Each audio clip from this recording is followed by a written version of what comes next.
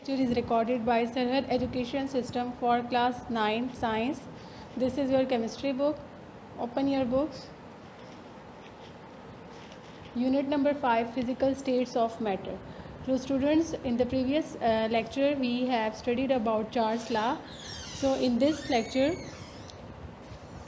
our topic is liquid state.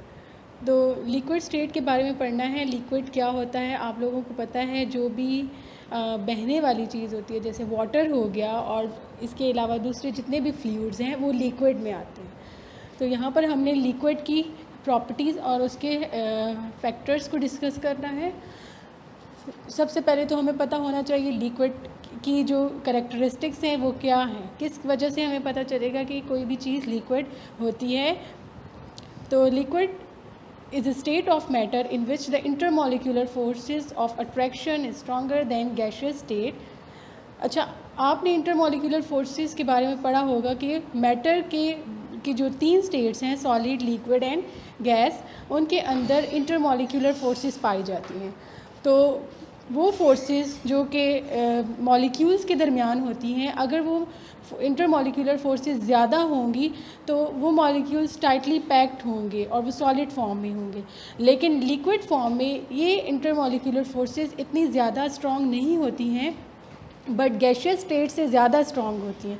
इसी वजह से इसके मॉलिक्यूल्स के दरमियान थोड़ी बहुत स्पेस होती है जिसकी वजह से ये कंटिन्यूसली मूवमेंट करते रहते हैं ये मॉलिक्यूल्स. So it means के liquid molecules have kinetic energy and they move randomly. So therefore liquid possesses a fixed volume but no definite shape or form. The surface of a liquid is always leveled. तो जो liquid होता है उसका volume fixed होता है but उसकी shape जो है वो डिफरेंट होती है. आप अगर किसी भी कंटेनर में कोई भी लिक्विड जो है वो ऐड कर लेंगे तो वो उसी कंटेनर की शेप को एक्वायर कर लेगा.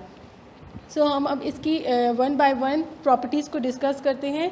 सो फर्स्ट प्रॉपर्टी ही हमारे पास वॉल्यूम एंड शेप है. अभी मैंने आपको बताया है कि लिक्विड का जो वॉल्यूम होता है वो डेफिनेट होता है, मींस के फिक्स होता है, जबकि उसकी शेप जो है वो डेफिनेट नहीं होती है. आप इसको किसी भी कंटेनर में, किसी भी ग्लास में या जग में, जैसे अगर आप कोई भी लिक्विड डालते हैं तो वो उसी कंटेनर की शेप को एक्वायर कर लेता है.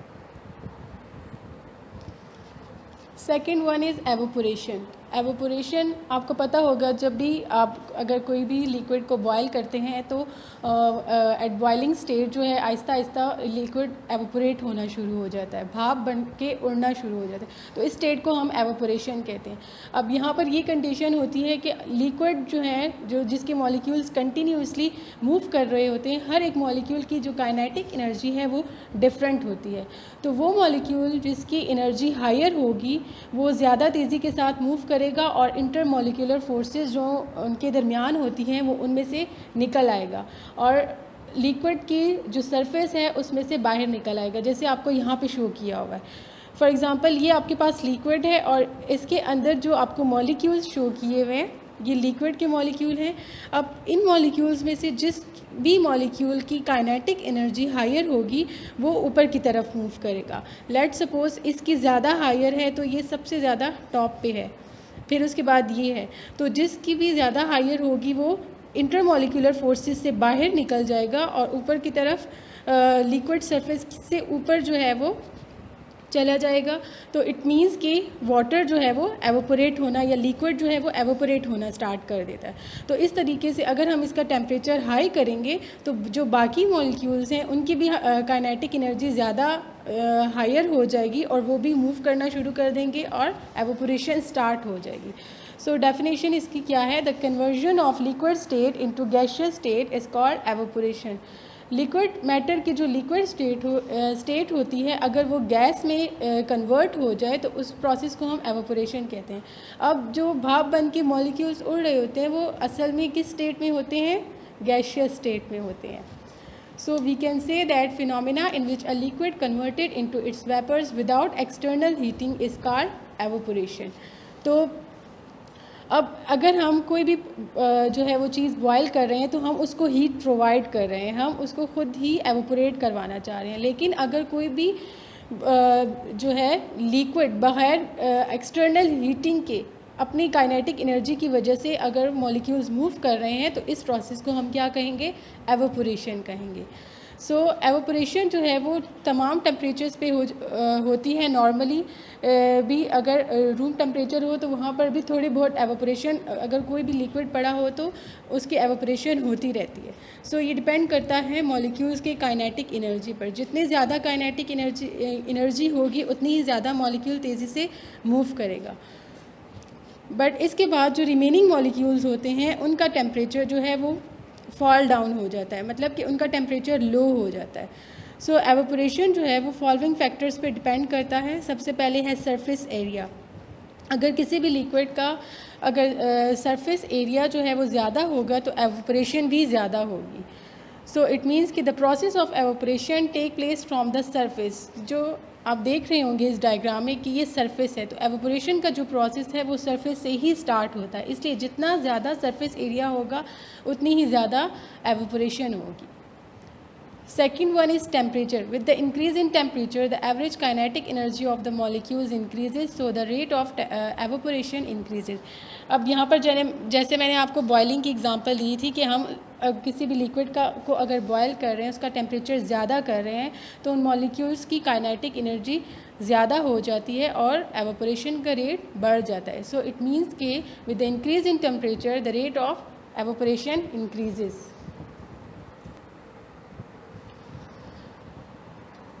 थर्ड है हमारे पास इंटरमॉलिक्यूलर फोर्सेस। तो एवोपोरेशन जो है वो इंटरमॉलिक्यूलर फोर्सेस पर भी डिपेंड करती है। इंटरमॉलिक्यूलर फोर्सेस जिस भी लिक्विड की ज़्यादा स्ट्रॉन्ग होंगी तो उसका जो एवोपोरेशन का जो प्रोसेस है वो स्लो होगा। इट मीन्स कि इंटरमॉलिक्यूलर फोर्सेस जो हैं वो इन्वर्सली प्रोपोर्शनल हैं एवोपोरेशन के। अगर इंटरमॉलिक्यूलर फोर्सेस ज़्यादा होंगी एवोपोरेशन कम होगी, अगर इंटरमॉलिक्यूलर फोर्सेस कम होंगी तो एवोपोरेशन ज़्यादा होगी। So different liquids have different rate of evaporation at the same temperature because the attractive forces are different in different liquids. For example, जैसे वाटर में इंटरमॉलिक्यूलर फोर्सेस स्ट्रॉन्ग होती हैं अल्कोहल से, सो alcohol जो है वो जल्दी एवोपोरेट होता है as compare to water. Third हमारे पास आ रहा है vapour pressure. Vapour pressure exerted by the vapors of the liquid when the rate of evaporation becomes equal to the rate of condensation is called vapor pressure.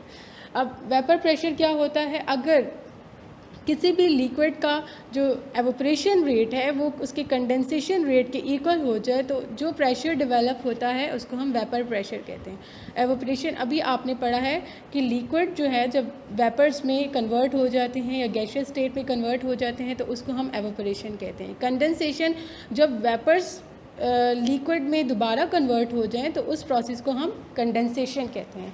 यहाँ पर इन्होंने example दी है, let's suppose एक कंटेनर है, उसमें अगर आपने कोई भी लिक्विड ऐड किया हुआ एक क्लोज कंटेनर में, तो हर लिक्विड के हर मॉलिक्यूल की काइनेटिक एनर्जी जैसे आपने पढ़ा है कि वो सेम नहीं होती है, डिफरेंट होती है। सो वो मॉलिक्यूल्स जिनकी काइनेटिक एनर्जी ज़्यादा होगी वो सरफेस पे आ जाएंगे और जिनकी कम होगी वो सरफेस के अंदर ही रहेंगे। जब ये सरफेस पे आते हैं तो ये मॉलिक्यूल्स वेपर्स में कन्वर्ट हो जाते हैं और एवोपोरेशन का प्रोसेस होता है। वेपर्स जो हैं वो जितने भी फॉर एग्जांपल अगर काइनेटिक एनर्जी जितने मॉलिक्यूल्स की ज़्यादा होगी वो आकर सरफेस पे जमा होते जाएंगे और वो वेपर्स में कन्वर्ट हो जाएंगे। सरफेस के ऊपर जो है हमारे पास वेपर्स मौजूद होंगे। कुछ वेपर्स जो हैं वो दोबारा से जिनकी काइनेटिक एनर्जी नॉर्मल होती है वो दोबारा से सरफेस की तरफ स्ट्राइक बैक करते हैं और लिक्विड में कन्वर्ट हो जाते हैं और अपनी एनर्जी को लूज़ कर देते हैं। तो इस हिसाब से जो फॉर्मेशन ऑफ वेपर्स हैं और जो वेपर्स दोबारा लिक्विड में कन्वर्ट हो रहे हैं उनकी अमाउंट ऑलमोस्ट सेम हो जाती है। इट मीन्स के जो प्रोसेस होता है एवोपोरेशन का और कंडेंसेशन का उनका रेट इक्वल हो जाता है। तो यहाँ पर प्रेशर एक्सर्ट करते हैं, इस प्रोसेस को हम क्या कहते हैं, vapour pressure. The rate of evaporation increases, the rate of condensation also increases. A state is reached when the rate of evaporation becomes equal to the state of condensation and this is called an equilibrium state।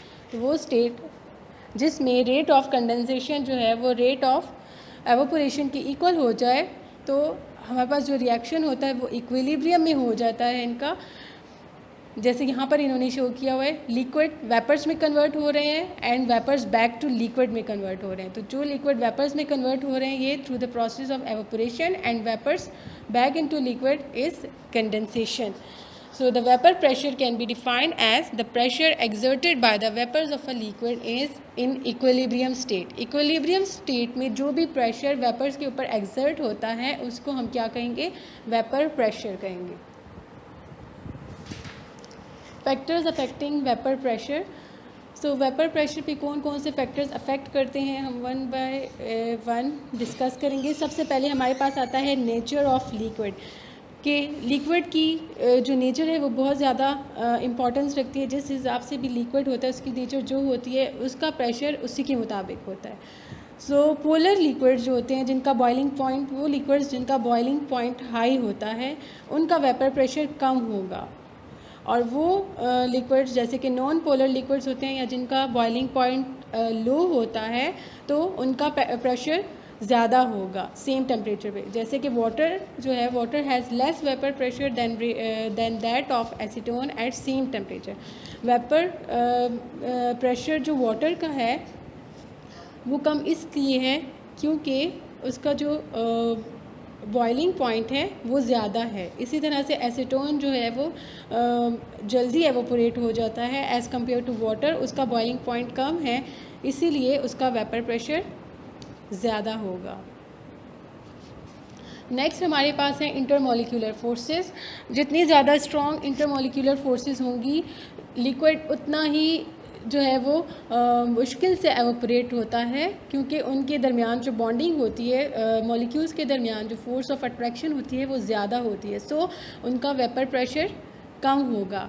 इसी तरह से जैसे vapour pressure यहाँ पर इन्होंने example दी है, vapour pressure of ethyl alcohol is higher than that of water because in water the intermolecular forces are stronger than ethyl alcohol at the given temperature. So water में जो intermolecular forces होती हैं वो ज़्यादा strong होती हैं as compare to alcohol, तो इसीलिए जो वाटर का के दरमियान फॉर एग्ज़ाम्पल जो उसका जो वेपर प्रेशर होता है वो कम होगा और इथाइल अल्कोहल का ज़्यादा होगा। नेक्स्ट हमारे पास है size of the molecules. So size of the molecules जो हैं, जितना बड़ा साइज़ होगा उसका वेपर प्रेशर उतना ही ज़्यादा होगा।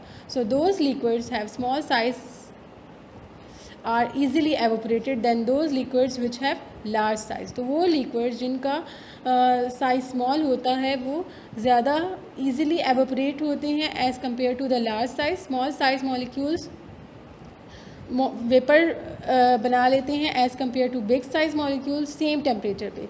जैसे पेंटेन जो है स्मॉल साइज़ मॉलिक्यूल है जिसका है C5H12 एंड डिकेन जो है वो C10H22, उसका साइज़ बड़ा है, therefore pentane vaporise rapidly and exert more vapour pressure than decane at the same temperature. It means के वो लिक्विड्स जिनका साइज़ स्मॉल होता है वो वेपर प्रेशर जल्दी एक्सर्ट करते हैं क्योंकि उनके मॉलिक्यूल्स इजीली एवोपरेट हो जाते हैं। अब इस टेबल में इन्होंने कुछ कंपाउंड्स और उनका वेपर प्रेशर शो किया हुआ है।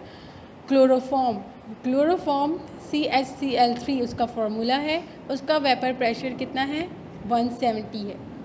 इट मीन्स के ज़्यादा वेपर प्रेशर है और ये इजीली एवोपरेट हो जाता है। Carbon tetrachloride CCl4 vapour pressure 87, इससे कम है। इट मीन्स कि ये थोड़ा सा टाइम लेता है एवोपरेट होने में। वाटर H2O उसका वेपर प्रेशर इन दोनों से कम है इसलिए कि इनके दरमियान जो इंटरमोलिकुलर फोर्सेस होती हैं वो ज़्यादा होती हैं। ग्लिसरॉल साइज़ में भी बड़ा है और इनके दरमियान इंटरमोलिकुलर फोर्सेस भी ज़्यादा होती हैं, इसीलिए इसका वेपर प्रेशर सबसे कम है। तो वो मॉलिक्यूल्स जिनके दरमियान इंटरमोलिकुलर फोर्सेस ज़्यादा स्ट्रॉन्ग होती हैं उनका वेपर प्रेशर कम होता है, और वो मॉलिक्यूल्स जिनका साइज़ बड़ा होता है उनका वेपर प्रेशर भी कम होता है। नेक्स्ट फैक्टर है टेम्परेचर।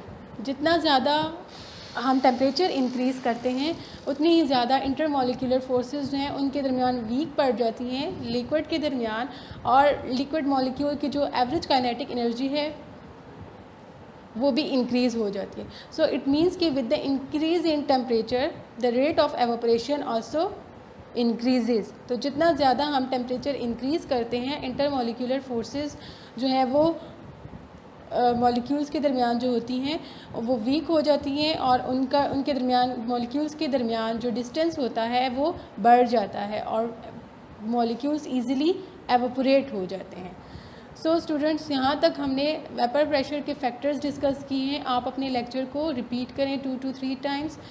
इस वीडियो को देखिए ताकि कोई भी पॉइंट अगर आपको डिफ़िकल्ट लग रहा है तो वो क्लियर हो जाए। नेक्स्ट लेक्चर में इंशाल्लाह हम बॉइलिंग पॉइंट स्टार्ट करेंगे। अपने लेक्चर को रिपीट करें, इम्पॉर्टेंट पॉइंट्स नोट डाउन करें, और अगर कोई भी डिफ़िकल्टी है तो अपने कंसर्निंग व्हाट्सएप ग्रुप से कांटेक्ट करें। Thank you.